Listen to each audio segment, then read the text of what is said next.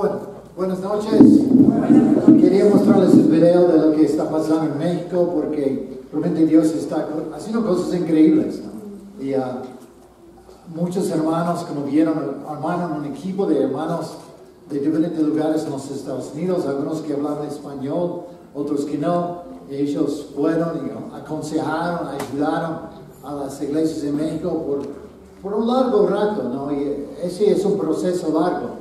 Y a ellos, pero realmente de ver lo que está pasando, es animante. Y no sé, para mí había una palabra clave ahí en el medio de todo este reportaje, ¿no? Y esa es la palabra fe, ¿no?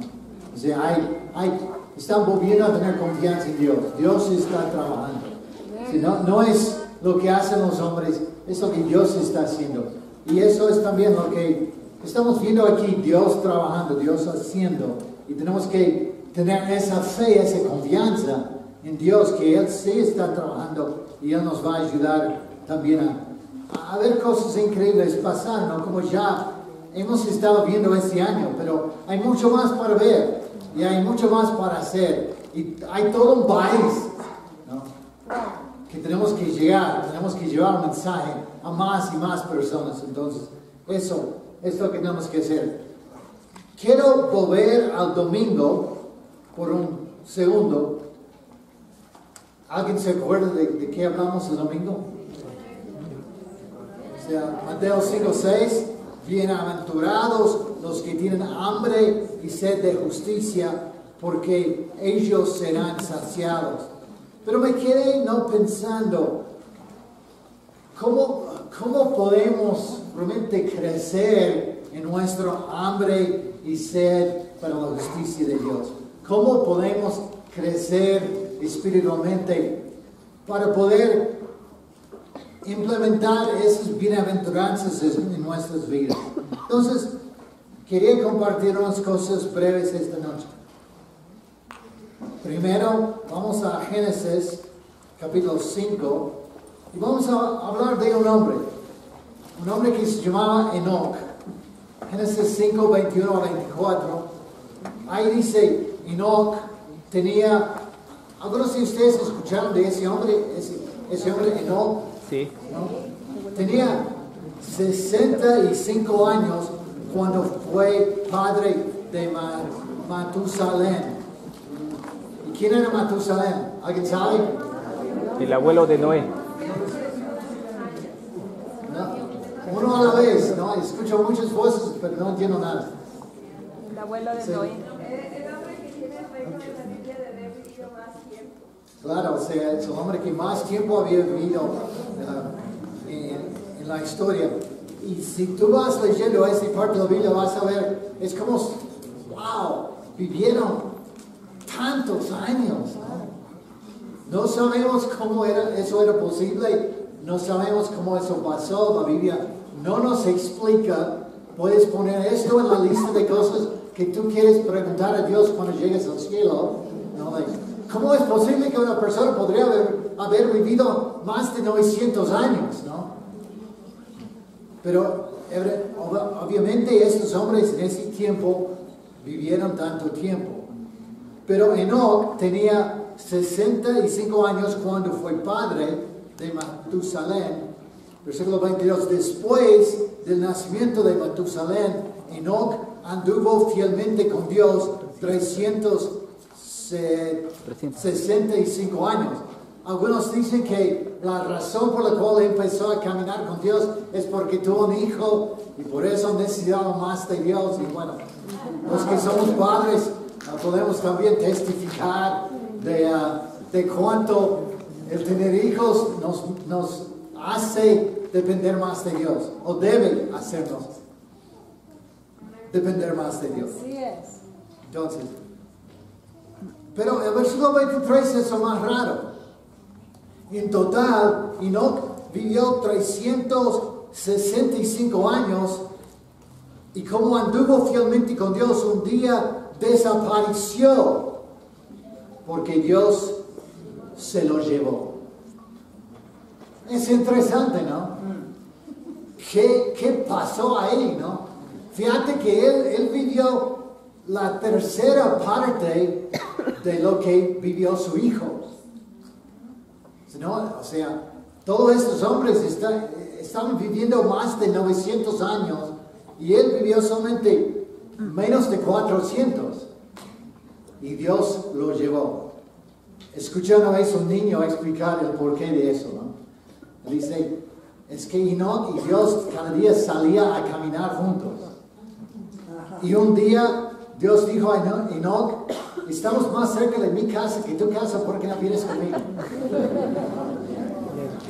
Muy buena explicación.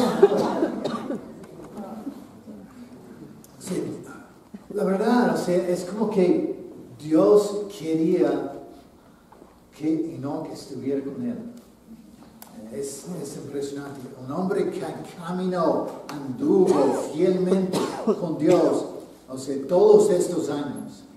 Pero es una expresión que vemos en otros pasajes de la Biblia. Por ejemplo, en Santiago, capítulo 2, versículos 21 a 23, hablando de Abraham, otro hombre increíble del Antiguo Testamento, ¿no?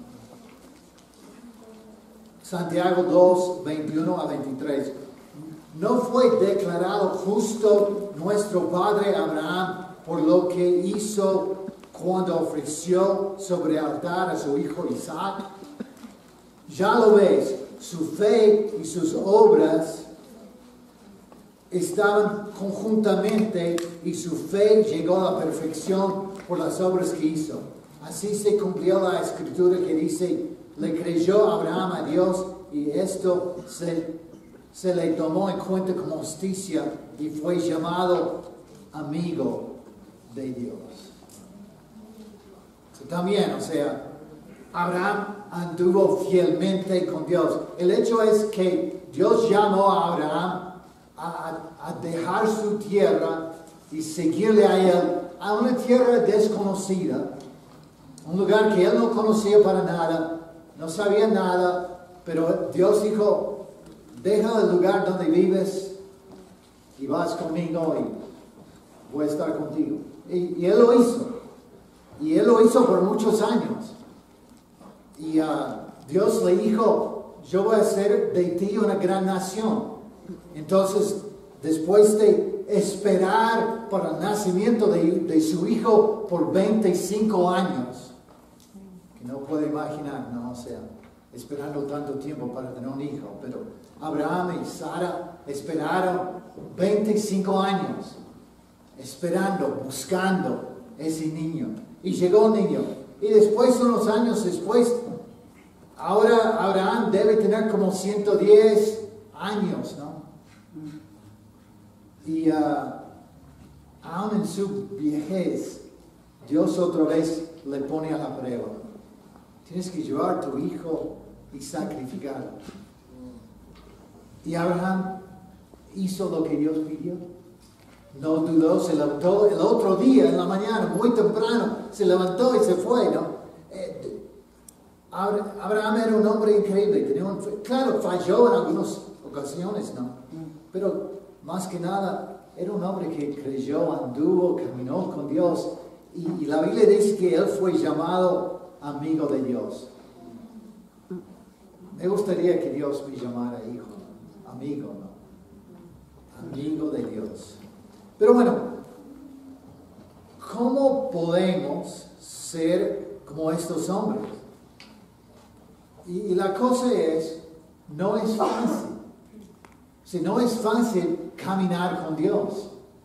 No es una, pero lo que pasa con nosotros es buscamos atajos espirituales, caminos cortos, ¿no? Para llegar a ser espirituales. No, por ejemplo, en vez de tener tu tiempo con Dios, en vez de estudiar la Biblia, orar a Dios, escuchas unas canciones cristianas y listo, ¿no? O quizás agarras un libro cristiano, quizás escrito por alguien de nuestra iglesia, y lees eso y piensas, ok, eso es mi tiempo con Dios. O puede ser que te pones a escuchar sermones en la televisión, ¿no? predicado por otras personas. Eso no es lo que Dios pide. ¿Qué es lo que Dios quiere? O sea, no es pecado escuchar mensajes cristianos en la radio o en la tele. No es un pecado escuchar música cristiana. Es bueno leer libros acerca de nuestra fe y buscar más conocimientos. Eso no es el punto. Eso no debe sustituir por nuestra relación con Dios. O sea, escuchando lo que dice otro acerca de su relación con Dios, no es lo mismo que tener una relación con Dios. Escuchar de alguien que está caminando con Dios no es caminar con Dios. O sea, tienes que buscarlo por ti mismo. Hay un pasaje que me desafía mucho en Hebreos capítulo 5, versículo 11 a 14. Sobre este tema tenemos mucho que decir, aunque es difícil explicarlo, porque a ustedes lo que les entra por el oído sale por el otro. Ups. En realidad, a estas alturas ya deberían ser maestros y sin embargo necesitan que alguien vuelva a enseñarles las verdades más elementales de la palabra de Dios. ¿Hace cuántas personas, ¿no?, aquí en la iglesia en estos años, cuando se presentó la oportunidad de estudiar la Biblia con alguien, dijo, no sé cómo hacer? ¿Cómo? ¿Tú eres un discípulo? ¿Has estudiado la Biblia por 15 años y no sabes cómo compartir con otra persona las cosas básicas de tu fe? ¿Cómo puede ser? Pero es el problema que el autor de Hebreos está tratando aquí. Versículo 13. Perdón, la mitad de 12, no terminé de leerlo. Dicho de otro modo, necesitan leche en vez de alimento sólido. Es que solo se alimenta de leche.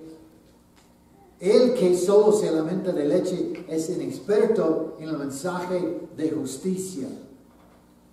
Es como un niño de pecho. En cambio, el alimento sólido es para los adultos, para los que tienen la capacidad de distinguir entre lo bueno y lo malo, pues han ejercitado su facultad de percepción espiritual. A veces escuchamos una prédica en el radio y decimos, oh, wow, eso es increíble. Pero es cierto, es bíblico. Tienes la capacidad de distinguir entre lo que está bien y lo que está mal. O sea, hemos escuchado, ¿no?, de hermanos que vienen a la iglesia trayendo doctrinas no bíblicas porque están escuchando eso, porque están leyendo estos libros en vez de buscar en su Biblia la verdad. Es algo preocupante, ¿no? Y la cosa es, termina diciendo, pues han ejercitado su facultad de percepción espiritual. ¿Cómo pasa eso? Ejercicio. Es difícil.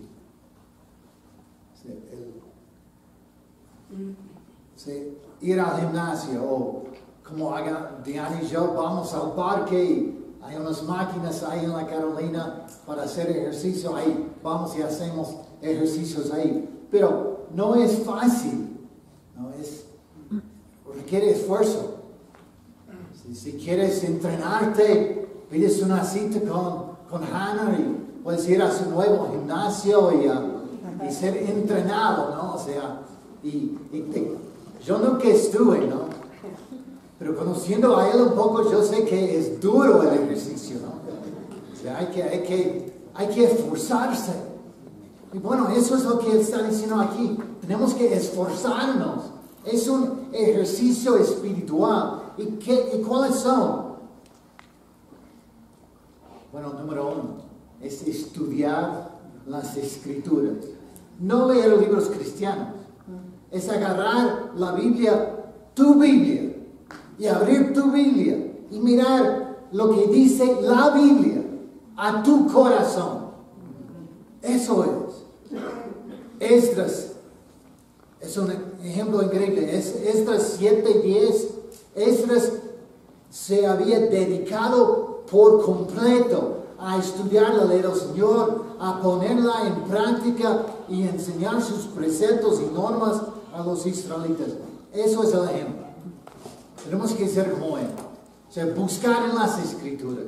Abrir tu Biblia. Dices, pero no tengo tiempo. Bueno, no tienes tiempo de ser discípulo. Si no tienes tiempo de abrir tu Biblia y leer, no es cuestión de leer por 1 hora. Dedicar 15 minutos cada día es mucho mejor 15 minutos cada día que 1 hora una vez por semana. ¿Cuántas veces comas en el día? Tenemos tiempo para eso. Necesitamos esa comida espiritual. También Pablo dijo a Timoteo, esfuérzate, otra vez, esfuérzate, requiere esfuerzo, requiere energía. Pero es difícil levantarme y leer la Biblia. Claro, es difícil.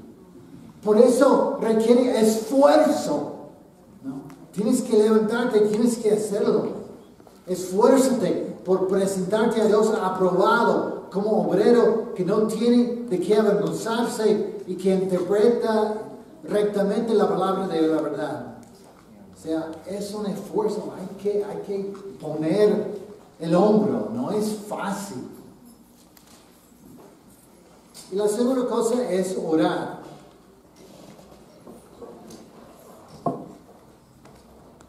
Para algunos quizás orar es fácil, ¿no? Para ti es más fácil orar que leer la Biblia. Bueno, siempre para mí fue al revés. Yo siempre encontraba más complicado estudiar, o sea, me es más fácil leer la Biblia, estudiar la Biblia, porque me gusta leer, me gustan los libros, o sea, me gusta informarme, conocer más. Entonces, es medio egoísta, ¿no? De mi parte. O sea, porque quiero recibir de Dios, pero no quiero dar. Y es interesante, ¿no? Yo creo que orar es algo que tenemos que aprender. Y es interesante porque la única cosa que los discípulos de Jesús pidieron a él es Lucas 11, versículo 1. Lucas 11, versículo 1. Un día Jesús estaba orando en cierto lugar. Cuando terminó, le dijo a uno de sus discípulos, Señor, enséñanos a orar. Así como Juan enseñó a sus discípulos. Enséñanos a orar. Pero ¿por qué no pidieron? Enséñanos a predicar. Queremos predicar como tú predicaste el sermón del monte. La cosa que más impactó a ellos era su forma de orar. Era su conexión con Dios. Era como él expresaba su corazón, daba su corazón a Dios. Eso más impactaba a ellos. Y es lo que ellos pidieron. Enséñanos a orar. Tenemos que aprender a orar. Y la tercera cosa es obedecer. Como cantamos recién, ¿no? O sea, poner en acción las cosas que estudiamos. mirando en el Antiguo Testamento, o sea, la vida de Noé, la vida de Abraham, la vida de Moisés, son historias en la Biblia donde muchas veces repite la misma cosa, que ellos hicieron todo lo que Dios mandó que hicieran.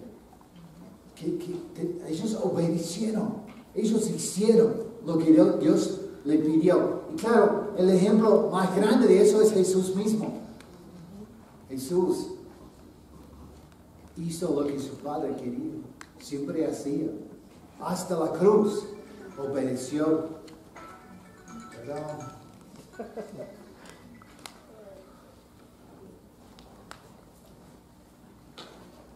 Me olvidé de apagar mi teléfono. Pero bueno, ¿dónde estuvimos? La cosa es, tenemos que desarrollar músculos espirituales. Tenemos que agarrar de la Biblia algo. Tenemos que hablar con Dios de eso y tenemos que ponerlo en práctica. Y es así podemos crecer espiritualmente. Podemos desarrollar estos músculos para poder determinar lo que está bien y lo que está mal. No hay tantas cosas, ¿no? Pequeñas cosas que debemos hacer, ¿no?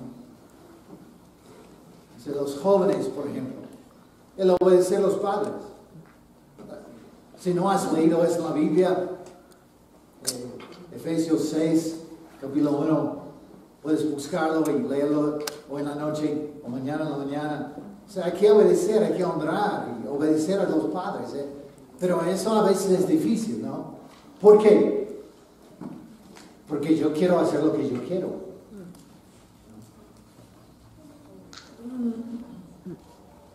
Porque somos así, ¿no? Queremos hacer lo que queremos. Y cuando ya estás llegando a esa edad, ¿no? De ser adolescente, empieza a salir esa voluntad propia y la rebelión contra los papás, ¿no? Contra lo que ellos te dicen. Pero es algo, ¿no? Si quieres desarrollar músculos espirituales, tienes que aprender, ¿no? A obedecer a tus papás. Quizás para los universitarios es cuando tu compañero te da un papelito y dice, aquí está el examen, toma. ¿Qué vas a hacer? Más fácil aceptar, más fácil usar el examen, ¿no? Que decir, no, está bien, yo voy a estudiar. Pero así se desarrollan estos músculos espirituales. Quizás para un soltero, una soltera, es cuando alguien en el trabajo quiere pedirte salir en una cita, tomar algo. O sea, ¿qué vas a decir? ¿Qué vas a hacer? Para los casados, ¿qué es para nosotros? Mucho de nuestras vidas tiene que ver más con la relación con nuestra esposa, con nuestros hijos. Yo sé que para mí, o sea, confesando, ¿no? Una de las cosas más difíciles para mí era no enojarme con los chicos, ¿no? Cuando estaban haciendo cosas que no debían hacer, ¿no? Eso fue uno de mis problemas, mis dificultades, ¿no? Era mantener la calma. No sé cuál es para ti, ¿no? Puede ser es un problema en el trabajo, o sea, hay tantas áreas, ¿no? Pero tenemos que desarrollar estos músculos espirituales, estudiando la Biblia, orando a Dios y poniéndolo en práctica, viviéndolo. Y bueno, yo creo que uno de los grupos de personas en la iglesia que quizás tiene una vida, no sé, más difícil son las madres que están casados con hombres que no son parte de la iglesia. Creo que es algo bien difícil, ¿no? Especialmente si tu esposo no entiende tu compromiso y pone obstáculos. Yo creo que es bien difícil.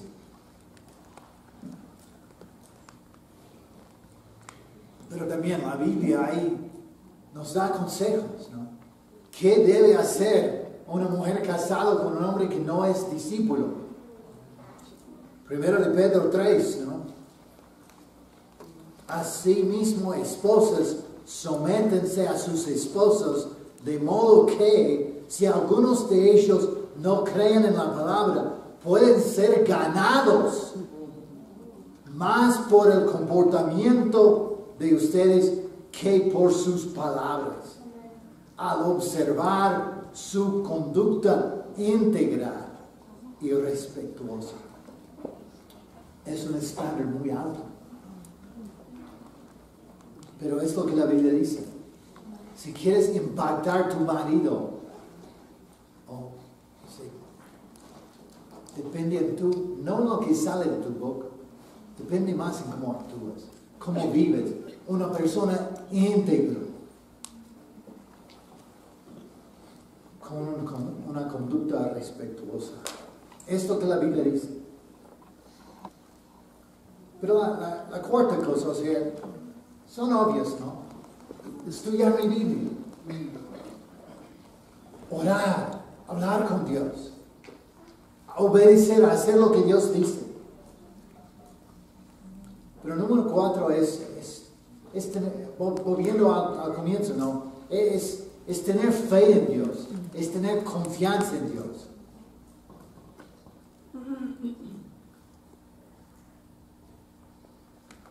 Otra vez, quiero confesar, ¿no? Una lucha que estoy teniendo. Estamos en el proceso de tratar de conseguir visas para este año y han aumentado muchas cosas que tienes que tener todo. Y hoy fuimos a trabajar en eso y no fue muy animante. Y el abogado con quien estuvimos nos aconsejó: si ustedes quieren entrar y salir del país, es mejor que vuelvan a los Estados Unidos y hagan el trámite de allá, ¿no? En vez de quedar aquí, porque tenemos 25 días más y termina nuestra visa de turista que tenemos ahora. Eso me impacta, o sea, es como que, wow, no es lo que quiero. Pero Dios está en control. Yo tengo que tener fe en Dios, pero la verdad, estoy luchando con eso. ¿Qué es la voluntad? ¿Qué es lo que Dios quiere?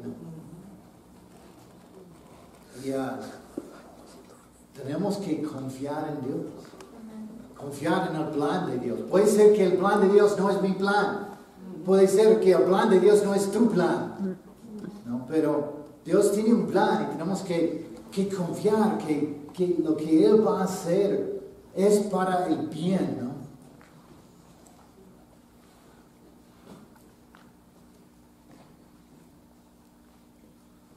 Entonces tenemos que confiar, tenemos que tener fe en Dios. Como dice en Romanos 1:17, de hecho, en el Evangelio se revela la justicia que proviene de Dios, la cual es por fe, de principio a fin. Tal como está escrito, el justo vivirá por la fe. ¿Escuchaste? Es por fe, desde el principio hasta el fin. Del día en que te bautices hasta el día que te mueres. De principio a fin, tenemos que vivir por fe, confiado en Dios, un Dios que nos ama, un Dios que ha expresado su voluntad en una forma escrita para dejarnos todos acceso a lo que Él dice y lo que Él quiere. Pero tenemos que confiar. Yo creo que es una de las lecciones más difíciles para nosotros, porque vemos, eso está mal en la iglesia, eso está mal, y hay este problema, y hay este otro problema, y vemos los problemas y dejamos de confiar. Y pensamos, si tuvimos tal líder, todo estaría bien. No, la verdad es, tenemos el mismo líder de la iglesia que siempre hemos tenido. Jesucristo es la cabeza del cuerpo. Él es el líder de la iglesia. Y tenemos que entender eso. No depende de mí, no depende de otro, no depende de fulano, depende de cada uno de nosotros.